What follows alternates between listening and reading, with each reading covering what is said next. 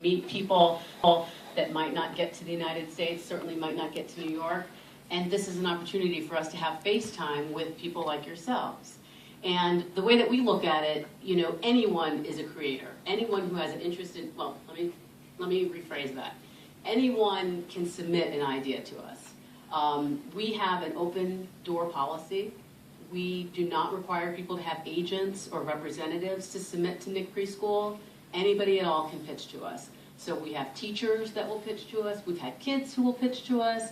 We've had writers, we've had directors, we've had animators, we've had storyboard artists. Anyone who has an interest in preschool and preschool television is open to come and pitch to us. And so like I said, ideas can literally come from any place, and we welcome that. And I'm going to talk a little bit about our process and how you can go about submitting to Nick Jr. But I mean, I think that's a really important note that I just want to re-emphasize is that, again, anybody, you don't have to have an agent. I'm always interested in when I meet people and they say, oh, I want to pitch to you, but I haven't gotten an agent yet. And it's like, so we're really want to focus on just kind of demystifying that notion that if you don't have an agent, that you can't come and pitch to us. Our doors are always open.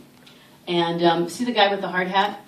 The reason I put that there is about a month and a half ago, I was having some work done on my home. I had phone problems.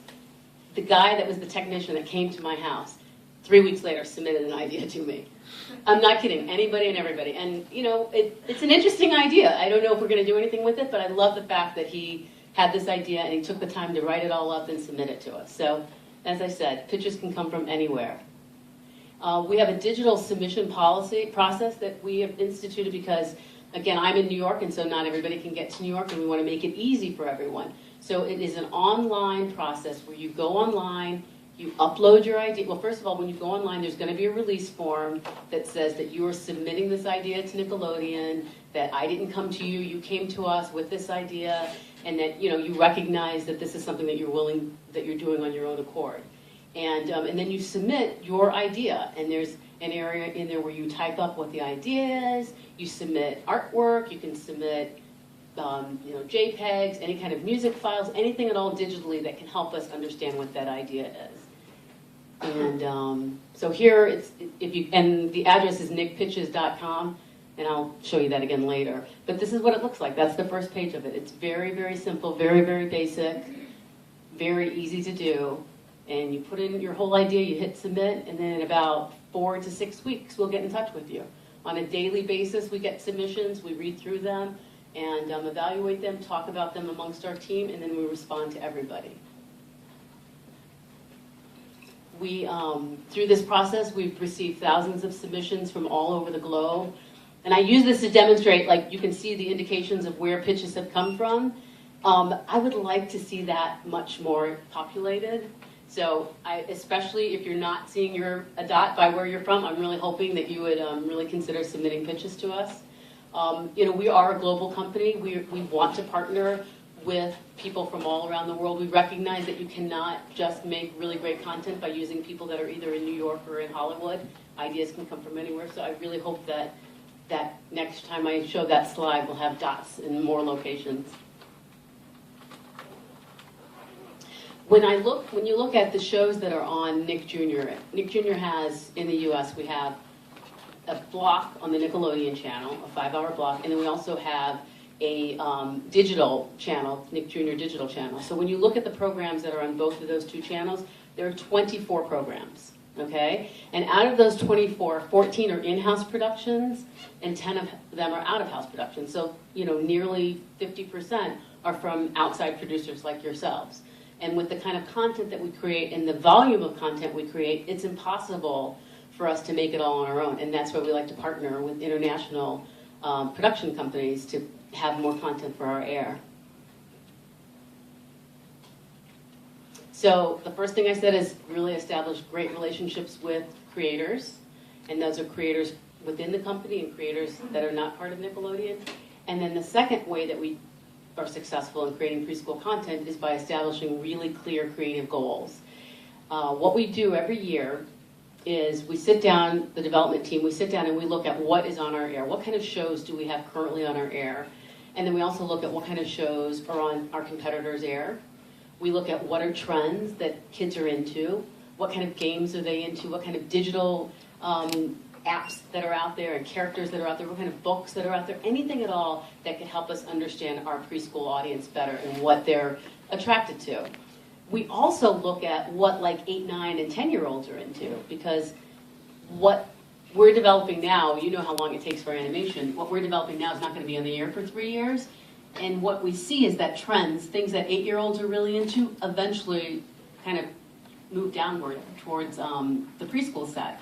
So it's really important to have our eyes and ears open to what's happening there, because we know in 3 years, by the time the show is on the air, whatever 8-year-olds were into, 5-year-olds are going to be into it 3 years later. So, so what we do is we gather together and we look at all of those different factors, and then, oh, that's okay. And then we come up with what our creative goals are going to be. And we produce an RFP, which is just a request for proposal, where we list, we say, hey, Nickelodeon Preschool Television is looking for an animated show to kind of round out the top 3. And then there's other things like listening to music, playing educational games on the computer, watching pre-programmed television shows or DVDs. So this is just a little snapshot about preschoolers and their TV usage. TV by far is the most popular platform for kids to get educational content, especially in lower income families. So it's a great opportunity as a teaching tool. And in terms of when kids start watching TV, it's 9 months is when they usually start with their first television experience. Clearly they're not understanding it, but they're having some kind of engagement with the television. Kids that are from 0 to 2, they watch television on the average of almost an hour a day, just short of an hour a day. And then kids from 2 to 4 are watching like almost 2.5 hours a day of television. There are 3 scenarios that really are in place for kids and their television viewing. So the first scenario is it's TV time. You know, it's like mom needs to take a shower, dad needs to mow the lawn, they need something to keep the kid occupied, so they put them in front of the television. The second one, it's just more of kind of happenstance. The TV might be on in the family room, an older sibling is watching it, the preschooler walks by, sees the television on, sits down and starts watching. And then the third one is appointment viewing. There might be a certain show that they know that comes on at 2 o'clock, or the caregiver knows it comes on at 2 o'clock, so every day at 2 o'clock after nap time, the caregiver is turning the TV on so their kid can watch that show. When you look at kids that are older than preschoolers, 4 out of 10 are watching television content on their devices. So on their iPads, on their smartphones, and so forth. The statistic, that number for preschoolers is considerably more. Because as I said earlier, that's what they've always known, and it's easy, it's handheld, it's really simple for them to navigate.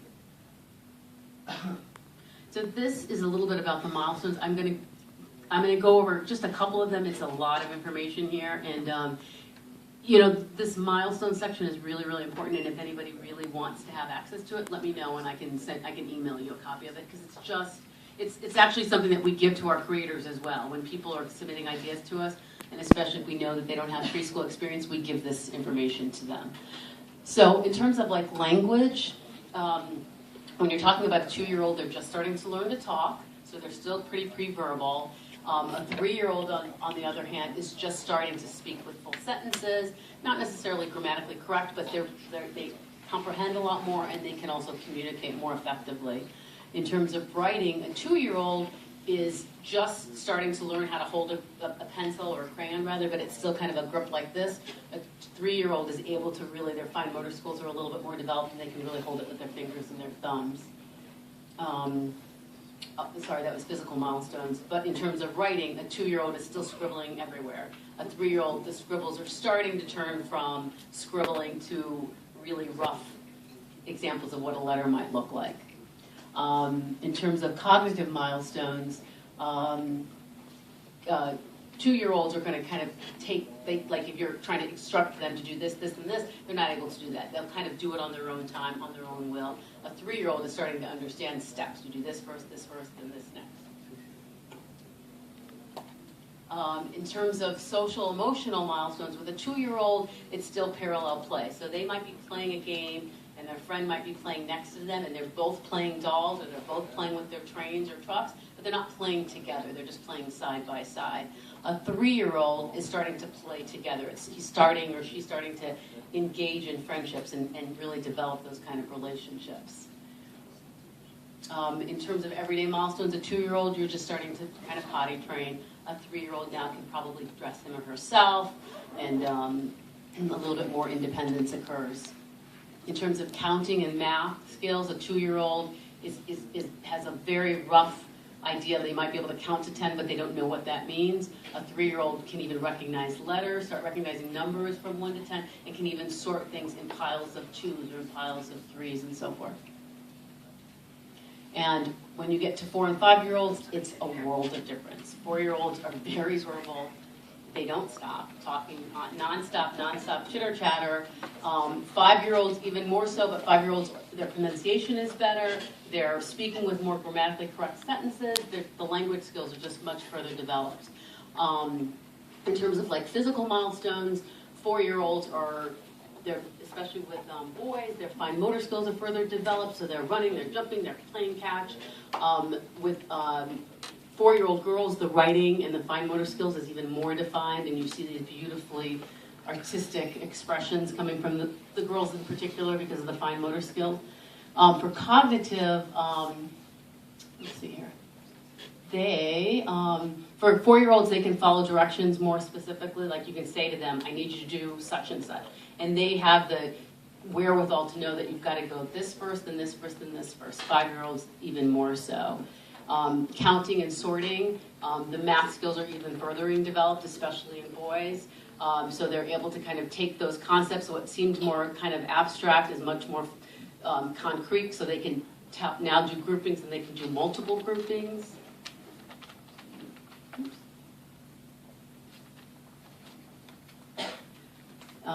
These are some just general gender differences between boys and girls, and I think I kind of touched on some of them already.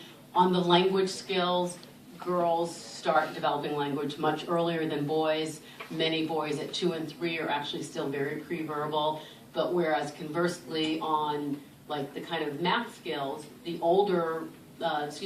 girls are a little bit slower at kind of developing the spatial relational kind of skills, whereas boys are, it's something that they excel at a little bit more. And then like even on the bodily kinesthetic, again, the girls and the fine motor skill that I talked about, so they can grasp a crayon, they're writing, and they're much more detailed. And boys on the gross motor skills in terms of like using their bigger muscle groups in terms of like, catching a ball and running and jumping. But by the time they get to be like 6 and 7, all of that equals out and evens out.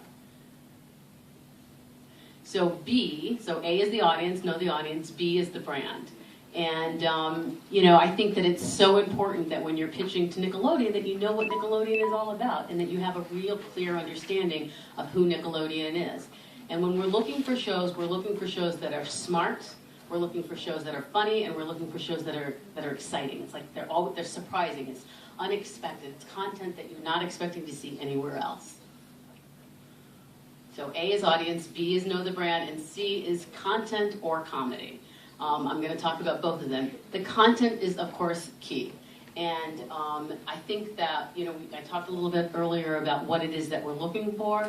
Well, I think that it's got to be content that checks all the boxes. And this is an example. We're looking at a show, and we're going to pick it up to move further in paper development, or move further in pilot production, or if it's an interstitial, and we want to move further with it, it needs to check all these boxes. It has to be funny. It has to have really strong characters that are just really compelling and relatable to our audience. It needs to have a really great, strong sense of storytelling. We need to know that in this concept that you pitch to us, it is something that we can tell 50 stories, 75 stories, 100 stories based on the strength of that concept. It needs to have a curriculum. I mean, this is when we talk about preschoolers, they're learning from everything. And all of our shows do have a curriculum component to it. Sometimes their curriculum is cognitive, so it might be literacy, or it might be science, or it might be math, and then sometimes it's social emotional development. Things like how to be a good friend, resilience, having a positive attitude. And we think that both of those are equally important. So all of our shows have to have some kind of curriculum, whether it's cognitive or whether it's social emotional. We're looking for diversity. We're looking for diversity in characters. We're looking for diversity in the type of stories that we're telling. We just don't want everything to feel like it's the same story, the same kind of character, the same kind of situation over and over and over again. We're looking from a visual sense for really visually innovative designs. I'm looking for something that looks fresh and breakthrough, that doesn't, again, look like something that you've already seen before. It doesn't look derivative of anything. It looks like it's something that's very distinct and unique.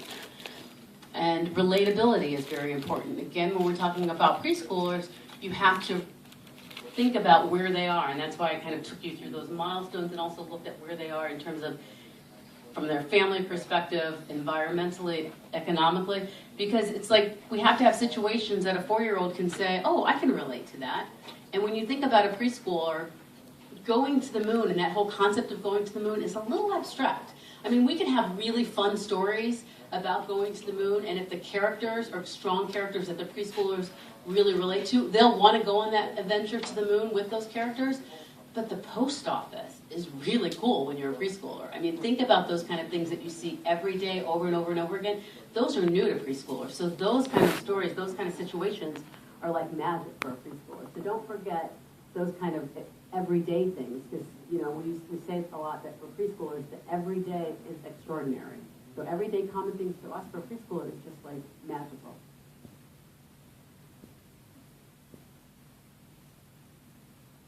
So these are some of our current shows that are on here that are all examples of those boxes that I just talked about. They definitely check all of the boxes. And I'm going to give you a little sample of some shows that are coming in 2014 that also, again, check all of the boxes. So this is Blaze. This is a truck show featuring Blaze, who's the truck, and AJ and Maddie, and a team of other trucks. Now, as I said earlier before, all of our shows have to appeal equally to boys and girls, so you think, oh, it's a truck show, it's all going to be boys. It has that boy appeal, but you've got Maddie and you've got other situations and other stories that are going to be told that are going to bring girls along as well. So it's going to have an entry point for both boys and girls. So this is coming later in 2014. When I talked about that literacy show earlier, and this is Wally Kazam, and it is a literacy show, but it's a very funny show. This is falling into that buddy comedy genre that I told you about. So it's very funny, and it's got a lot of physical gags, and it's going to have also this literacy curriculum that's going to be a really strong component. So what I want to show you is a research. I mentioned earlier that how often we do research. So I want you to see this research. There's 2 clips that you're going to see. One is with one group of kids, and they're watching they're looking at a storyboard, and then the second one is another group of kids.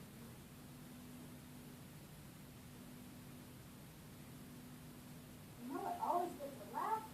This funny face, that's Wally. Ooh, ease, what?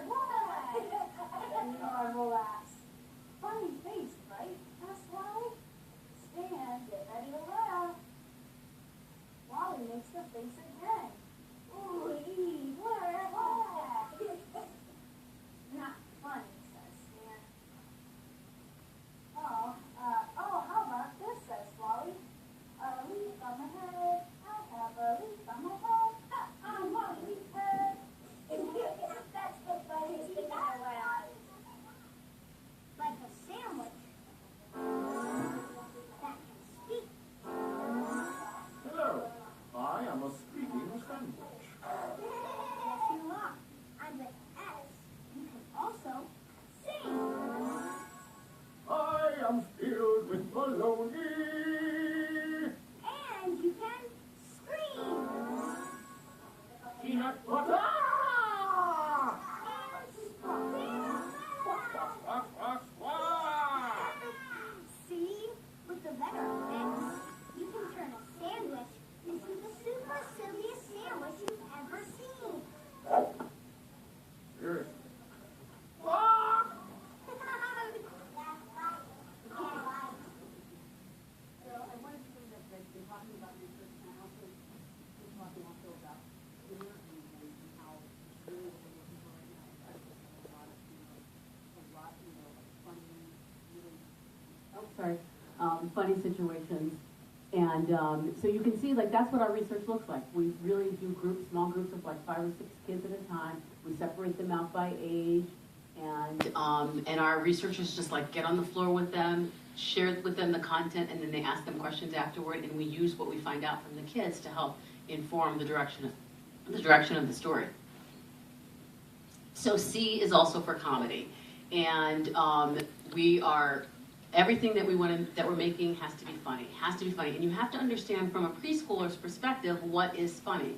So we talked developmentally about how language skills are still being developed.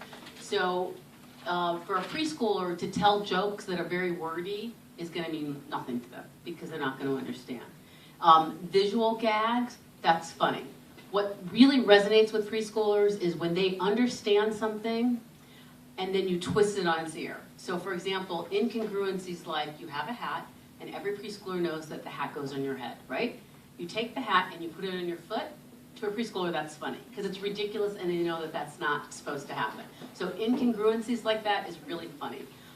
Preschoolers love to know things that they think adults don't know, right? Because you're a little kid, everybody's 10 feet taller than you, looking down at you. It's like really empowering to be able to know something that this 10-foot giant does not know. So seeing adults say, oh, do you see where the banana is? And the banana's right here, but the adult doesn't know, and the adult's looking this way. To a preschooler, that is gold, because they know something that an adult doesn't know. So I'm going to talk a little bit about preschool humor. I'm going to go through this a little bit more quickly as I'm looking at the time, and I want to leave time for questions. So like I said, they're starting to develop that sense of humor. It cannot be very verbal. It needs to be very physical. It needs to be based on something that they already know. The funniest gags for preschoolers is when something happens that they know that's not how it goes. That's not how it works. That's not what's supposed to be happening. So I've got two examples of some clips from online, and some of them you might have seen before, or there'll be songs that I think you will be familiar with that are really funny for preschoolers. The first example is an example from Sesame Street from an Elmo segment where Mr. Noodle is doing something and the preschooler knows that's not how you're supposed to do it. And then the second one is like for preschoolers, it's really funny to see things or people acting or moving in a silly way, like running around. Preschoolers running around. Have you ever seen preschoolers running around and they're like being silly and their arms are flailing and their legs? They're cracking up laughing because that's hysterical to them. So in the second clip, see that little girl? She looks like she's probably about 3 or 4. She's right in the demo. Watch how she is just about ready to pee her pants because she's laughing so much. Please.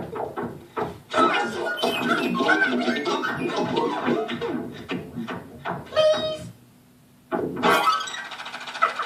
you. Hi, Mr. Noodle. How do you swim in water, Mr. Noodle? You need to put your body in. You need to put your body in. Put your body in. Your whole body. No, not like that. You're supposed to go in the water, Mr. Noodle. Not like that. In the water, your whole body in the water. Your body. Not just your feet. Your body. Try again. Get out of the mud and then try again.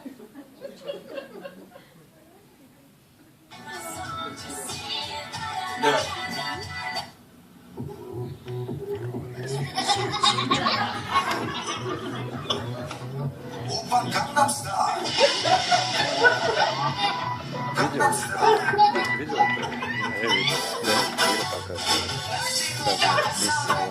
Так, 커피 한 잔에 여유 아는 여기는 여자 말이 오가 시작이 뜨거워지는 여자 그런 반전 있는 여자.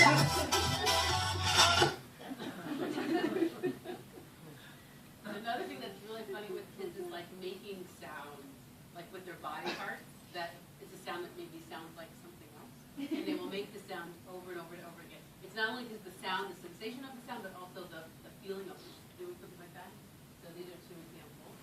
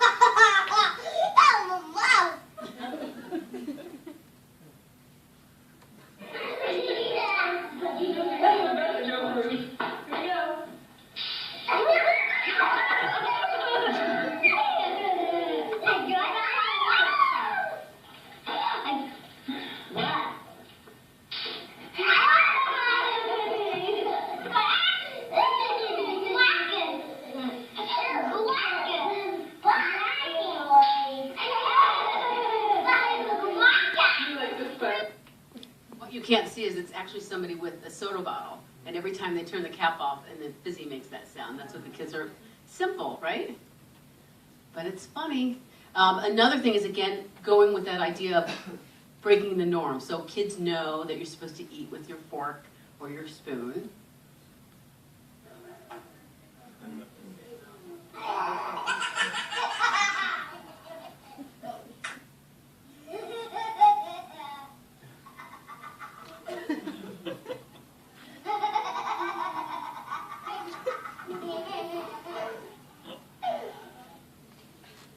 Okay, and then this one, the next one, it's like, again, knowing that how something is supposed to work, and when it does something differently than what it's supposed to do, how that's really funny to kids. What are you doing?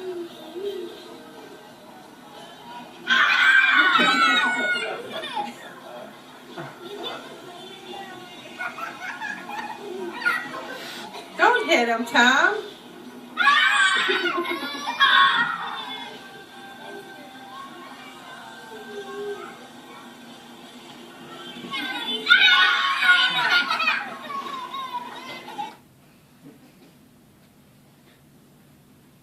Patty cake, baker's man. Bake me a cake as fast as you can. Roll Dude, that's not roll it. No, That's why'd not roll it. You dropped it. That's not roll it. You quit. That's not you, roll it. No, yes, it is. No, it's Are you not. serious? No, you don't. I'm not going to do it if you don't know. I know how to roll it. Are you Stop. Hold on. You don't even. Who's that? Creeper? Hello, Creeper. Let's go. Let's go. You don't know how to roll Patty it. cake. Let's go. Come on. Are you I know how to roll. it? I invented it. Are you going to roll it? I started it. All right, Yes. because it doesn't start like that. It doesn't. We're starting over. We're Stop. starting over. Stop. Okay, come on. Stop. Just start over. It Let's starts go. with this. Easy. Ready? Ready?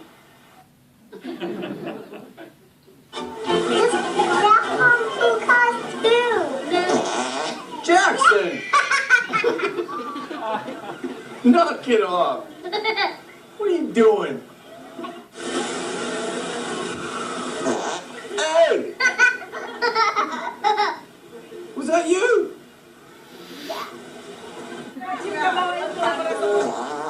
Whoa! Whoa! Jackson Cash! Oh, come on! What are you doing?